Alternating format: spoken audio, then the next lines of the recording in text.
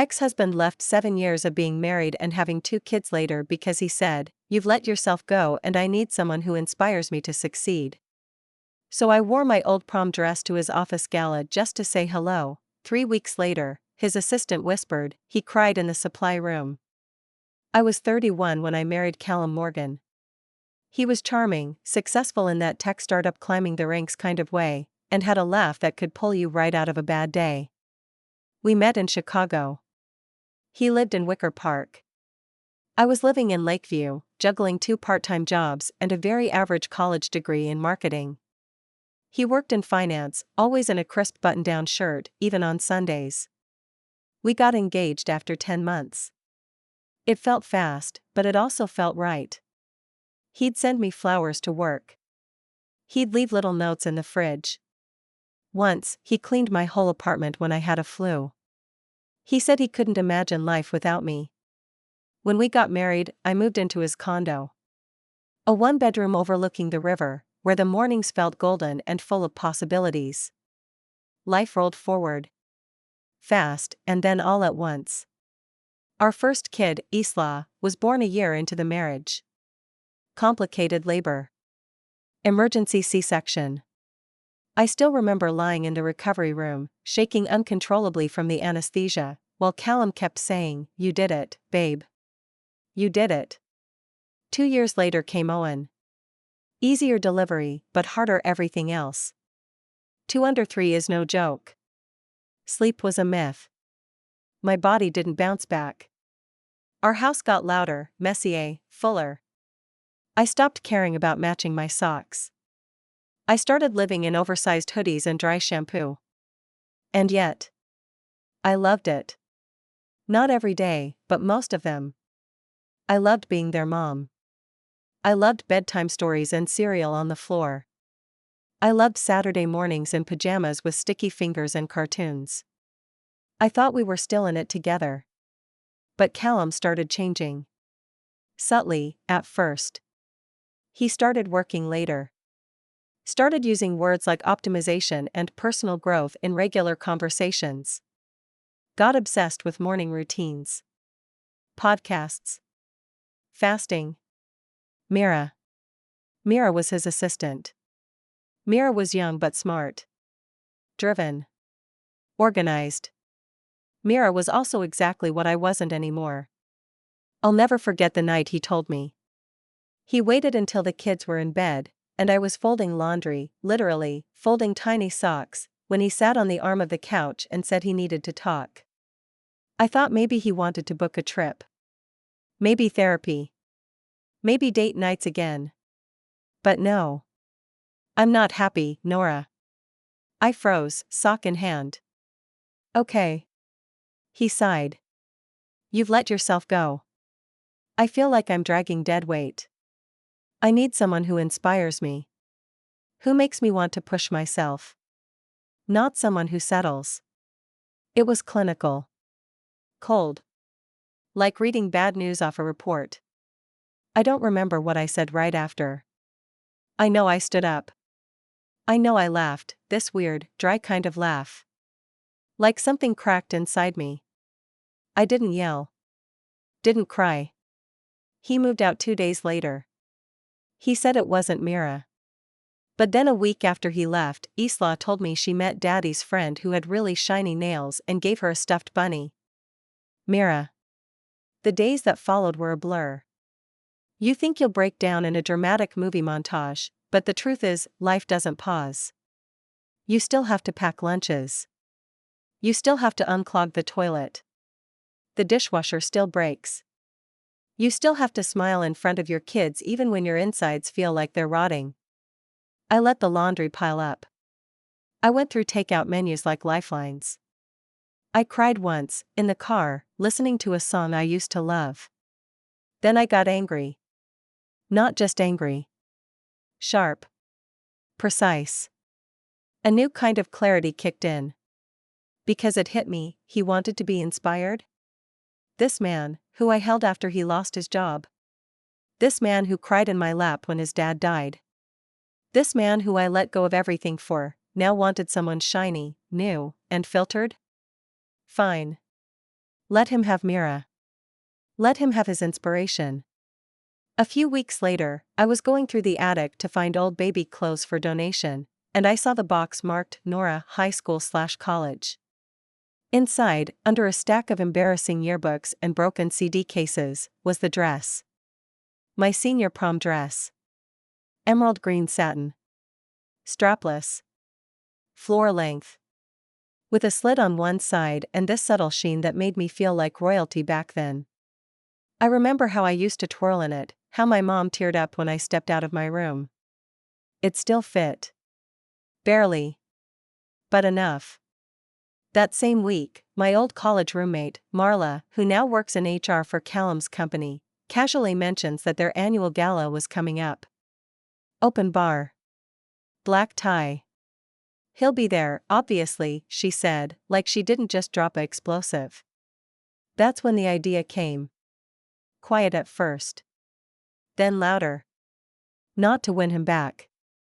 Not to make him jealous. Just to remind him.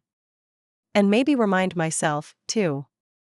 The night of the gala, I got ready in complete silence. Kids were with my sister. I did my own hair. Light waves. Classic red lipstick. Pearl earrings. The dress zipped up slowly, like the final piece of a puzzle clicking into place. I Ubered to the Palmer House Hilton. When I walked in, I felt it. The way heads turned. Not in a movie scene kind of way, just this low, quiet ripple of curiosity. I didn't look like a CEO's ex-wife. I looked like someone who still belonged in a room full of ambition and champagne and polished smiles. I didn't search for him right away. I made my way to the bar, ordered a glass of Prosecco, and kept my posture tall. Then I saw him. Across the room. Laughing with some execs. Holding court like he always did. Mira was glued to his side, in this pale blue dress that probably cost more than our kitchen renovation. His eyes landed on me, and for a second, time paused. He blinked. And then he smiled. That awkward, trying to stay composed smile. I walked up. "Hi, Callum," I said simply. He opened his mouth. Closed it. Mira shifted uncomfortably. "I just came to say hello," I added. No theatrics. No anger. Just me. He nodded, still frozen. I didn't wait for a reply. I turned and walked away. As I walked away from him, heels clicking against the marble floor of the Palmer House ballroom, I felt something I hadn't felt in a very, very long time: power. Not the kind you scream about or post on Instagram. This was something quieter. Internal. Like reclaiming something that had slowly been siphoned out of me, drop by drop, over years of "can you get this? You forgot that, why aren't you more like?" I wasn't trying to make a scene. And I didn't need one. I didn't even look back to see if Callum was watching me walk away. I already knew he was.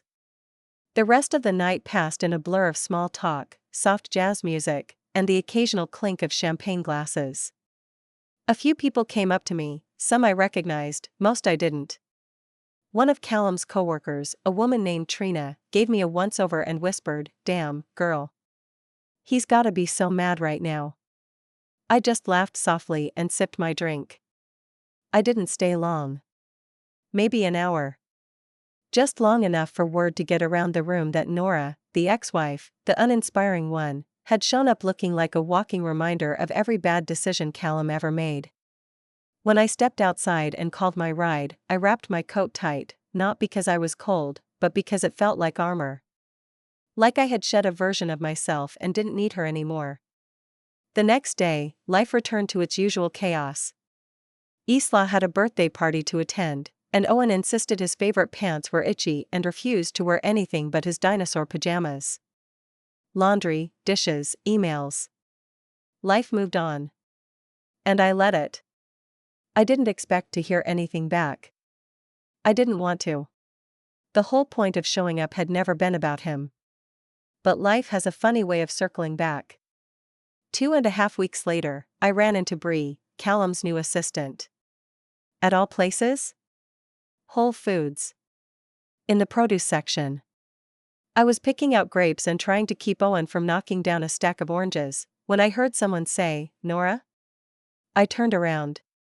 She was young, maybe mid-20s. Light brown hair, blunt bob. The kind of clean, efficient look that makes you think she probably packs quinoa salads in mason jars. "I hope this isn't weird," she said, "but I work with Callum." My smile was polite. Controlled. "Oh, okay." She glanced around before leaning in slightly, voice lowering. "I wasn't at the gala, but everyone's still talking about you. Like, you showing up in that green dress? Power move." I raised an eyebrow. "Oh?" Then came the line I didn't expect, he cried. "After you left. In the supply room." Like, full-on locked the door and cried.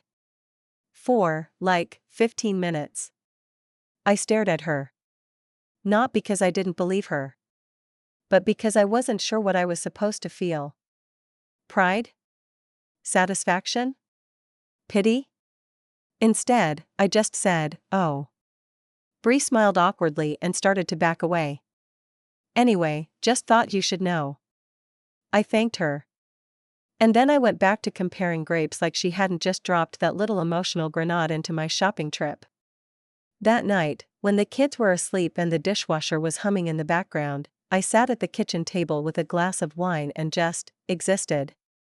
I thought about the crying. The supply room. The awkward look on his face when I said hello.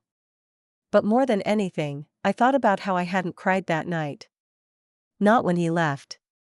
Not when I saw him with Mira. Not even when Bree told me what happened. Because somehow, through the absolute wreckage of my marriage, something had shifted. I had been broken down, sure, but not destroyed.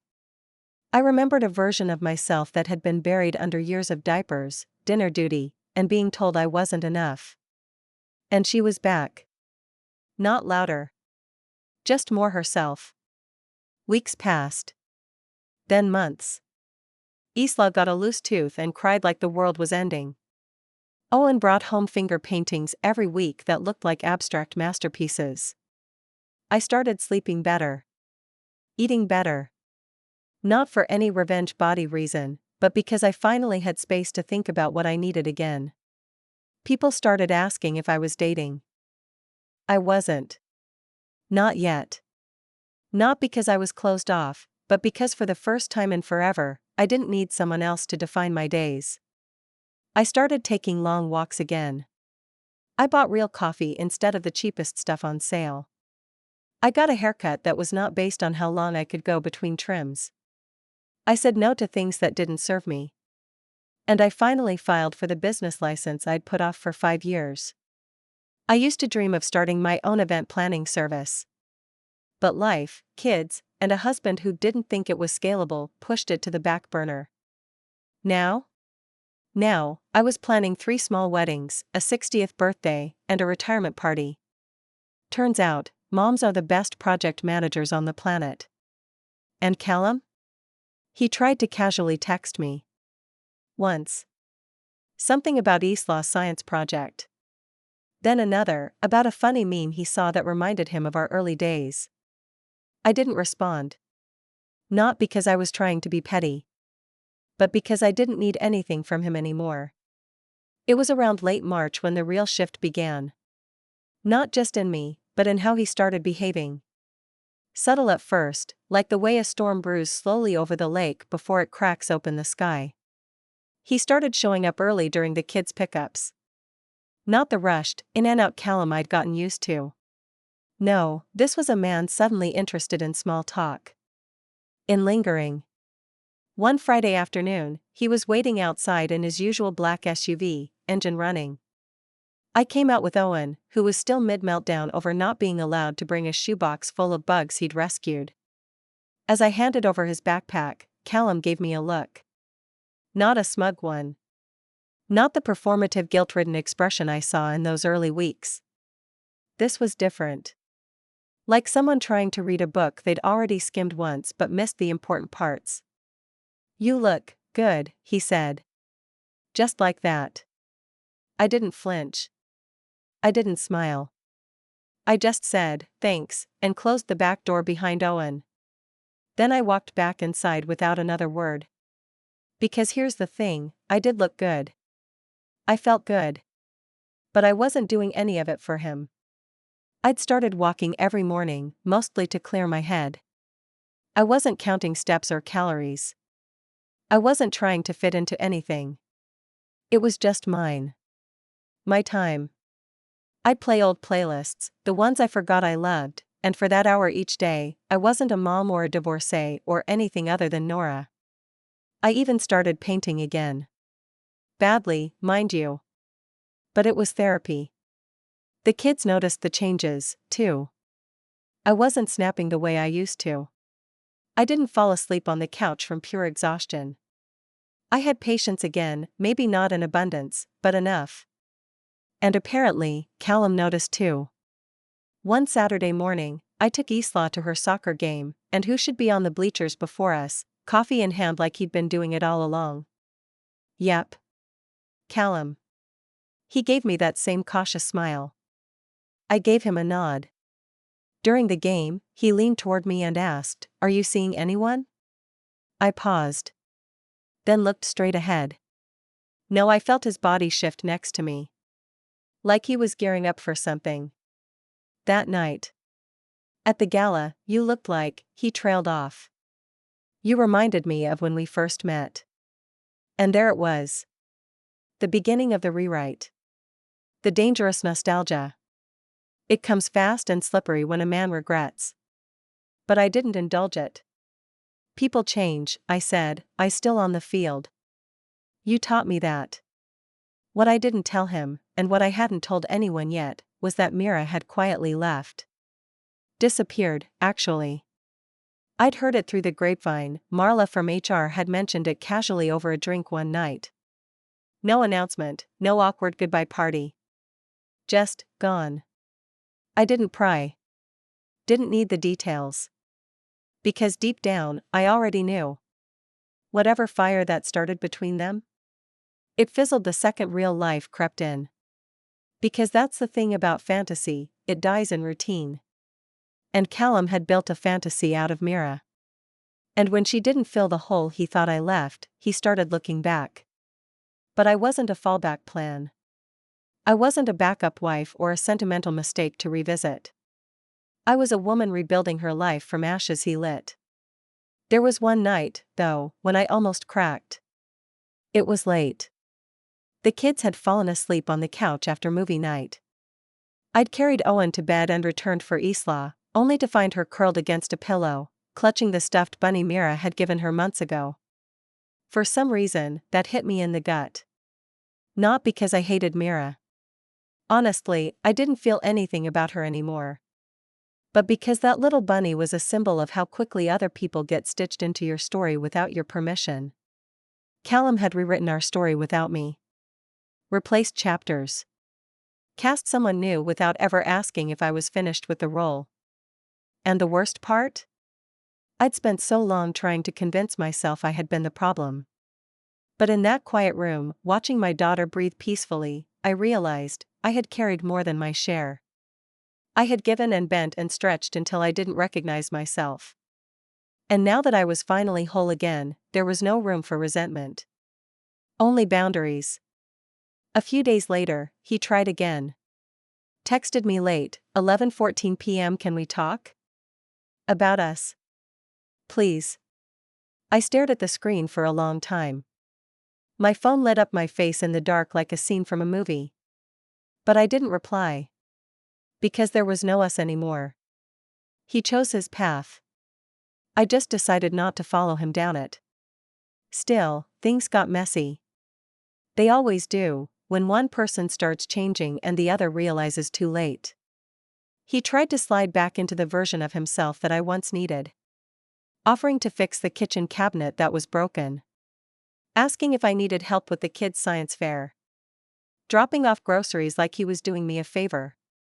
I started to wonder if he was going to try to win me back. And part of me hated how calculated it all seemed. I wasn't mad. I wasn't amused. I was just tired of being treated like a temporary detour instead of the destination I had always been. One afternoon, while dropping Owen off, Callum lingered again. The kids were inside, watching cartoons, and I was standing on the porch when he said quietly, "I've made a lot of mistakes." I nodded. "You have?" He exhaled. "I didn't know what I had until, Callum," I interrupted, gently but firmly, "don't. Please don't." He looked down at his shoes, like a boy being scolded. "I'm not angry," I added. "But I'm not interested in reliving anything, either." He nodded slowly, like it was finally sinking in. "I just miss how things used to be," he said. I gave a soft, honest answer. "I don't." After that day on the porch, things got quieter. Calmer.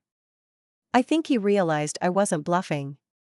That whatever fantasy he had of us getting back together, me taking him back, like some woman in a rom-com having an epiphany under twinkle lights, wasn't going to happen. I had nothing left to prove. Not to him.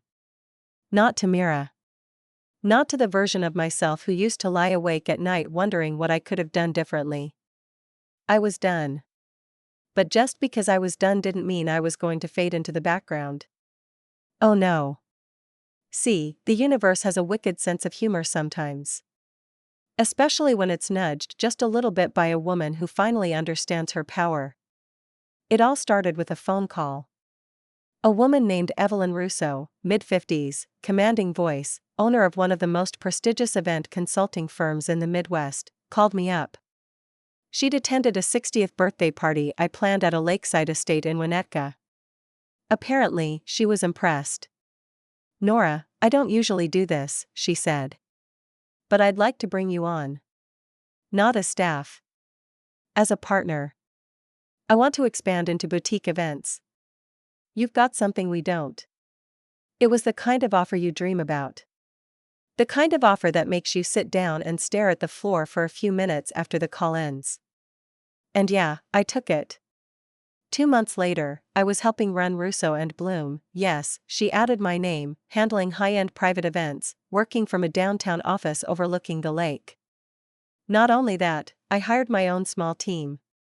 2 other moms who, like me, had paused their careers for marriage, kids, and the invisible labor of womanhood.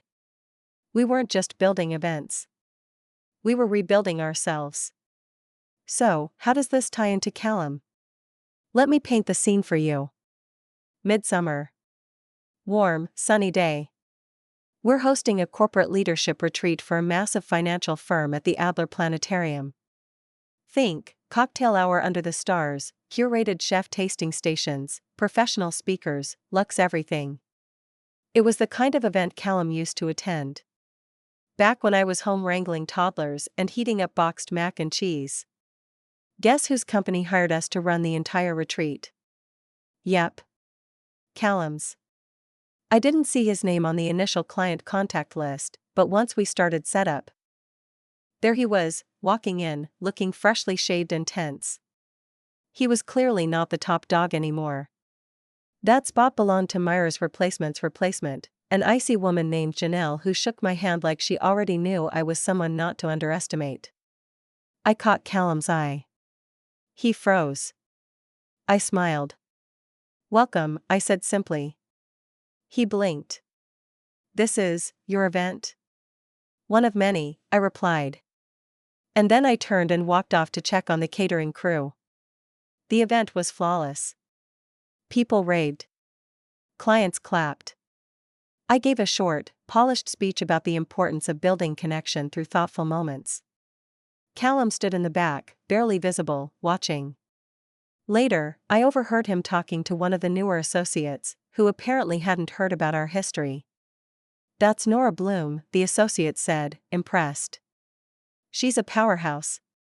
Everyone wants her team now." Callum didn't say anything. Just nodded. Weeks later, Eastlaw brought home a school newsletter. There was a section for parent spotlights. And guess who they featured that month? Me. From mom to mogul, it read. There was a picture of me at an event, clipboard in hand, in a crisp black jumpsuit and red heels, mid-laugh. Isla grinned proudly and said, "Everyone at school says you're fancy now." Owen, ever the realist, added, "I told them you're still bad at singing, though." Fair. Then came the cherry on top. I was invited to speak at a local businesswomen's panel at Northwestern. Public speaking has never been my thing, but I agreed.